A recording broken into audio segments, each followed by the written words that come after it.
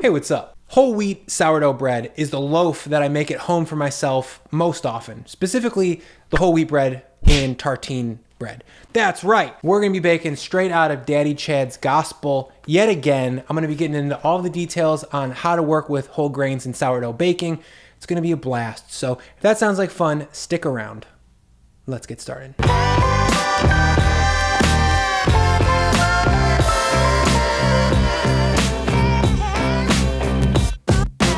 Okay, so in full transparency, I'm gonna be talking for a minute at the beginning of this thing because I wanna lay out some caveats and some whole grain baking rules. If you're here just for process and you wanna get into the meat and potatoes, that's a timestamp right there. Feel free to click ahead. The first caveat I wanna lay out here is that this is not a beginner sourdough bread recipe. If you've never made bread before or you've never made sourdough before, this is definitely not the best place to start. I'll link below to some videos I've made in the past that lay out the process a little bit more clearly start to finish. The second caveat that I wanna mention here is that you need an active working sourdough starter that's rising and falling predictably on the daily. Preferably you're feeding it twice a day and it's in good baking shape. If you haven't made a sourdough starter, I will definitely reference you to the book itself and the Gospel of the Chad dog because he lays it out really clearly, and all the sourdough starters that I've ever made have followed that process. If you guys want a visual on how to make a sourdough starter, let me know in the comments down below. If enough of you guys want to see that, I will strongly consider making a video. Okay, so when it comes to whole grain baking, there's a lot of things that we need to consider, but I'm just going to talk to the top 3 factors that I think you guys should know about to be successful. The first one is hydration. In general, all whole grain flours are thirsty. Whole wheat flour is a lot more absorbent than sifted white flours, so we're going to be using a bunch more water. Today we're using the formula from the book almost to the letter, which is about 80% hydration overall. But the general rule is that more water in the dough gives us more extensibility, and more extensibility means a more beautiful open crumb. The second factor that we need to consider here is Autolyse. And when it comes to whole grain flours, we need a really long one. It just takes longer for that flour to become fully hydrated. And when you don't do a long Autolyse, you kind of end up with some snappy, tight breads that don't give you a super open crumb. The book calls for a 40-minute Autolyse, but today we're gonna be pushing that out to 2 hours. And I'm gonna be getting to why in just a minute, and it's really the only way we're deviating from the recipe at all. The third factor we need to consider is temperature. We need to be using slightly cooler water to curb the excessive fermentation from a whole grain flour. There's a lot of food in there for the yeast and bacteria in our sourdough starter to feed on, and things get a little crazy. They get a little fast, and the bread can kind of get away from you if you mix it at the normal temperatures that we would do for like a country sourdough. So we're gonna be rolling it off by like 5 or 6 degrees, and hopefully that's enough to get the bread back within our control. Now we got to get into mixing this dough. So we're going to get started by mixing what I call the overnight leaven build. The feeding of this starter is going to happen at about 10 p.m. the night before we want to mix our final dough. To mix this, you need 40 grams of active starter. To that 40 grams of starter, we're going to add 200 grams of room temperature water and 100 grams each of all-purpose flour and whole wheat flour. All we're doing here is just stirring up to combine and then throwing a lid on it and letting it ripen on the countertop overnight. The next morning, our starter is sweet smelling and it has that slight hint of acid in there as well. You can see here that it's active and bubbly, and when we throw a little bit of this starter into some water, it easily floats. In the book, this is called the float test, and it's a really good indicator that you have a ripe leaven that's ready to rip. So now we're at our first crossroads. We have an active leaven on our countertop that we can bake with right now if we want to. And most traditional sourdough recipes take that and put it right into the dough. And in fact, the basic country loaf in this book puts that leaven right into the dough, and that's when you mix the Autolyse. But traditionally in a bakery, you keep the starter and the mix of the Autolyse separately so that you're not actually fermenting the dough while it's hydrating. When I was really getting into baking with whole grains, I ran into this problem, which is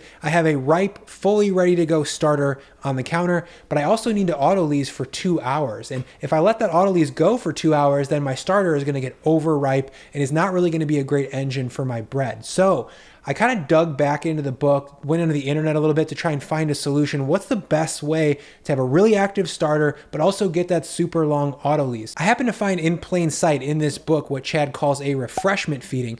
Basically, you're gonna take that starter that we just ripened overnight, give it some fresh water and some fresh flour as food, and let that kind of ripen again while the bread's doing its autolyse. This is referred to as a young leaven. It's very sweet, not so much on the sour side, and when you mix it with the dough after that 2 hours, it's very active and it's totally ready to party. So to do this refreshment feeding on our starter and to give us that young leaven, we're gonna mix 100 grams of 80-degree water, 50 grams each of all-purpose flour and whole wheat flour, and 200 grams of what I call the overnight leaven build. All we need to do here is just stir that up to combine, pop a lid on it, and set it aside. So to mix the autolyse for a high percentage whole wheat dough like this one, we need slightly cooler water like I mentioned. The water I've got here is about 86 degrees. That's quite a bit colder than I would normally use to make a country sourdough. But I'm looking for a dough temp that's at about 76, and starting at 86 is gonna give us what we need. So to mix this autolyse, we're gonna grab a medium stainless steel bowl, and into that we're gonna measure 800 grams of our water. To that I'm gonna add 300 grams of all-purpose flour and 700 grams of a whole wheat flour. Grab a sturdy metal spoon and stir everything to combine. All we're looking to do at this point is hydrate the flour.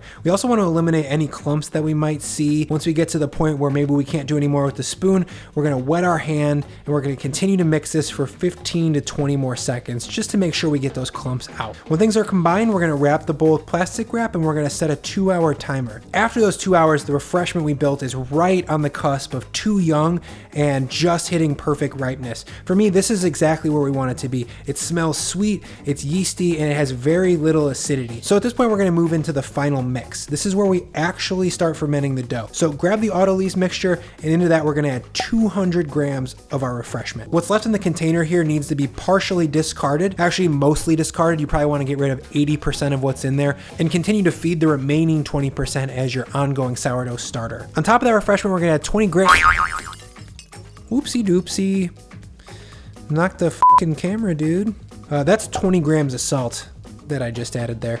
To mix everything together here, we're gonna wet our hand generously to avoid stickage, and then we're gonna begin a squeeze and rotate move. I like this method because it almost perfectly replicates the slow, methodical movement of a professional level orbital mixer. On those, the bowls spin and the dough hook kind of gently folds the dough over and over, just like this. So repeat that squeeze and rotate method for about 2 minutes or until you feel like the starter and the salt are getting well distributed. I like to finish this with 2 hands and really make sure things that are well combined. Again, we really want wet hands here so things don't get too weird and too sticky. Another note here is that we're not trying to build any strength. We're not really kneading the dough.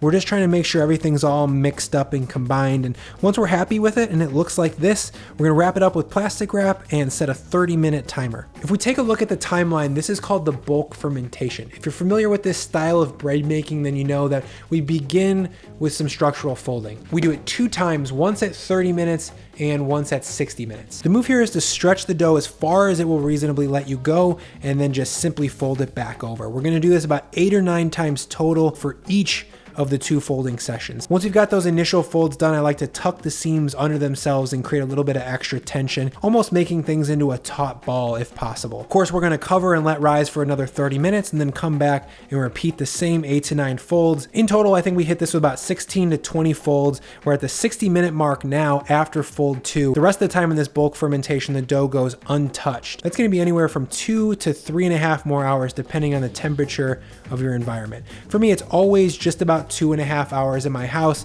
I keep things at about 76 degrees, and our final dough temp here is about 76 degrees as well. So about 2.5 hours later, or 3.5 hours total of bulk fermentation time, the dough should look like this. It should be buoyant and alive, and it should be about 20 to 30% larger than it was before. Next, we're gonna pre-shape this loaf. To do that, we're gonna lightly flour the dough and the work surface, and we're gonna flip this out of the bowl. With my dough knife, I'm gonna gently cut this into 2 roughly equal slabs. Since I've got one side of this dough all floury already, I'm gonna designate that as the top. I don't want any excessive dry flour inside of the loaf, so we're gonna flip both of these over with the top facing up. To actually pre-shape these, we're gonna do a 2-handed move to gently push with your left hand and tuck with your right hand. We're going from about 10 o'clock to 2 o'clock. Once we've got both pieces tucked up tight, we're gonna cover them with a tea towel and let them relax for 15 to 20 minutes. We've got a couple options of what we can put the dough in once we shape it in a minute. In tartine bread, it calls for a round proofing basket, and that's really great for a lot of beginner bakers. But if you're a little bit more practiced and you would consider yourself a baking bad boy or bad girl, consider doing a Batard. You do need a little bit more of an advanced baking setup, and I will talk to that in a second for sure. But I like a Batard better. It's a little bit more oblong, It has a lot more utility to it. You can make actual sandwiches out of a Batard, and the crumb is always better for me as compared to a Boule. Accepted. After 20 minutes of rest time on the bench, we're gonna uncover these loaves, and I'm gonna go ahead and flip one of these 2 loaves out of the way, making sure to set it on the drier, floured side instead of the wetter bottom to prevent sticking and shaping issues. So I'm gonna flip over this other half as well onto its dry top. To shape this thing, we're gonna pull out the bottom 3 to 4 inches and fold that back over to the top part of the slab. Pull out the sides on the bottom half and stretch those out like wings, 3 to 4 inches on each side. We're gonna fold those over, making sure to get a good sticky seal. Next, we're gonna tuck the top down about halfway, and then we're gonna come back and crisscross the corners all the way down to the bottom. Make sure to get a little flour on your hands at this point, and then using your thumbs to push forward and the tips of your fingers to tuck under and pull back, we're gonna roll this loaf into a tight cylinder. Once you get to that final roll, you're gonna have a tight, sealed, roly-poly looking thing, and it's gonna be taut and strong enough to hold itself up in the oven. I'm gonna flour my proofing basket here, and since this is the Boule, we're gonna pop this into the round one. Okay, so shaping the Batard is actually the exact same process. This is the Tartine shaping method as best as I can replicate and tell from tirelessly searching out videos and cross-referencing things on the internet. Once the second loaf is shaped, we're gonna pop that into an oblong Batard proofing basket. Okay, once these beautiful babies are tucked in and they're all shaped, we're gonna cover them with a tea towel and let them rise on the counter from 60 to 120 minutes, depending on how hot it is in your house. For me, the sweet spot is about right here. This was 90 minutes of proof time on the counter. The loaves have grown by about 30 to 40%, and when I poke them, the indent kind of pops back just a bit. Overproof dough is a real heartbreaker, and I always err on the side of slightly under when I'm unsure.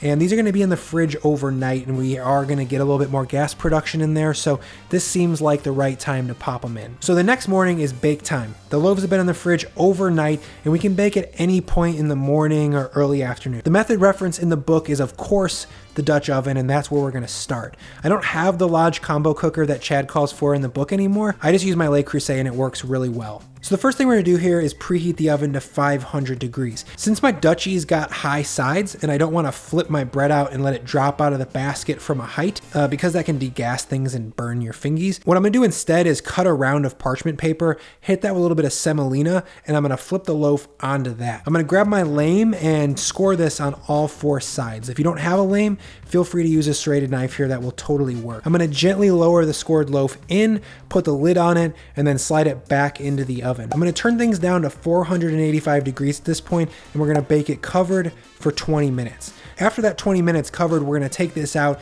and we're gonna pop off the lid. Whew, that's a pretty loaf, you guys. We got a ton of oven spring. I'm gonna throw this whole loaf back into the oven uncovered, and I'm gonna turn the oven down to 465 degrees. I'm gonna bake this for an additional 25 minutes or so. After 45 minutes total in the oven, we're gonna pull this bread and set it aside on a wire rack to cool. I'm really happy with this loaf. It got great rise, it has amazing color, and it's just beautiful looking. So that's the process for baking the Boule, but if you remember, we still have a Batard just waiting in the fridge to show us what he's made of. But I know what you're thinking. You can't put a Batard in a Dutchie, dude. And you're right. That's where the Challenger bread pan comes in. This is a sturdy little girl weighing in at about 18 pounds, if I had to guess. It's really heavy duty, and of course that means a lot of thermal mass. That mass is gonna hold the heat really well and slowly give its gift of heat to our loaf. This pan has been designed to fit a loaf like a Batard, or small baguettes just like I did in my previous baguette video. If you're looking to take your loaves to the next level at home, this is definitely the way to do it. It will be an investment, but the bread that I've baked in this pan has surely been the highest quality bread that I've made at home. I mean, truly, it rivals the product coming out of a $40,000 steam-injected deck oven. We're gonna repeat the process for the bake exactly as we did for the Boule in the Dutch oven. We're gonna load the Batard with some semolina into the pan, and then we're gonna give it a nice deep score, and then finally cover it and bake for 20 minutes at 485 degrees. After that 20 minutes, look at this thing. Oh my God, dude. It looks so sick. Load that thing back in the oven for 25 more minutes at 465, bake it dark, and at that point we're gonna pull it, set it on a rack, and cool it off. Honestly, I mean what I'm about to say. I've baked a lot of bread at home, but the Batard that I just pulled out of the oven that you're seeing in this video is the best loaf of bread that I've made at home, period. The crumb is sick, the crust is set, it's dark, and it's just like mild acidity. It's everything that I personally want out of a sourdough bread. So I've got a can of sardines at the ready. Let's get in there. Let's eat this thing.